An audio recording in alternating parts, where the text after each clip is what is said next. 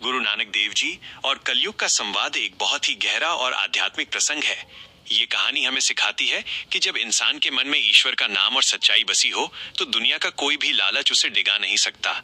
यहाँ इस कहानी का विस्तार से वर्णन है। गुरु नानक देव जी और कलयुग का सामना। जब गुरु नानक देव जी अपनी यात्राओं उदासी के दौरान मानवता को सत्य का मार्ग दिखा रहे थे, तब एक बार उनका सामना स्वयं कलयुग से हुआ। कलयुग, जो बुराई, लालच और अंधकार का प्रतीक है, गुरु जी के बढ़ते प्रभाव को देखकर घबरा गया। उसे लगा कि यदि गुरु जी ने सबको सच का मार्ग दिखा दिया तो उसका अस्तित्व खतरे में पड़ जाएगा। एक डरावना रूप और भयंकर वातावरण। शुरुआत में कलयुग ने गुरु जी को डराने की कोशिश की। उसने आकाश में काली घटाएं छा दी, बिजलियां कड़कने लगी और डरावने शोर मचाए। वो एक विशाल और भयानक रूप धारण कर गुरु जी के सामने आया। लेकिन गुरु नानक देव जी बिल्कुल शांत बैठे रहे। उनके चेहरे पर वही दिव्य मुस्कान थी। 2 प्रलोभन, लालच का जाल। जब डराना काम ना आया तो कलयुग ने अपनी रणनीति बदली। वो एक विनम्र सेवक बनकर गुरु जी के चरणों में झुक गया और उन्हें दुनिया के सबसे बड़े प्रलोभन देने लगा। अपार धन। कलयुग ने कहा, हे महान फकीर, मैं आपके चरणों में दुनिया भर के हीरे, मोती और स्वर्ण के भंडार रख दूंगा। आप जो चाहें वो महल खड़ा कर सकते हैं। शक्तियां, सिद्धियां। उसने गुरु जी को ऐसी जादुई शक्तियां देने का वादा किया जिससे वे पूरी दुनिया पर राज कर सकें। सुंदरता और भोग।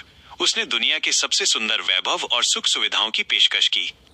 उसने कहा, आप इन सबको स्वीकार करें और अपना प्रचार रोक दें, मैं आपकी सेवा करूंगा। 3 गुरु जी का उत्तर। गुरु नानक देव जी ने कलयुग की ओर देखा और बहुत ही शांति से कहा, अगर मेरे पास मोतियों के महल हों, रत्नों से जड़े हुए फर्श हों और सुगंधित कस्तूरी की खुशबू चारों ओर हो, तब भी मैं अपने ईश्वर अकाल पुरख को न भूलूं। उनका नाम ही मेरा असली धन है। गुरुजी ने समझाया कि ये भौतिक वस्तुएं नाशवान हैं। कलयुग का प्रभाव केवल उन पर पड़ता है जो स्वार्थी हैं और जिनके मन में ईश्वर का वास नहीं है। 4 कलयुग की हार।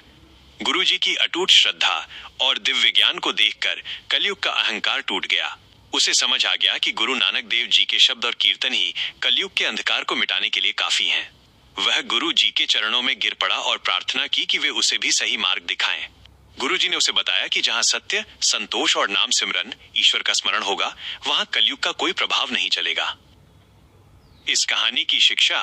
ये साखी हमें सिखाती है कि कलयुग कोई बाहरी राक्षस नहीं, बल्कि हमारे भीतर का लालच, क्रोध और अहंकार है।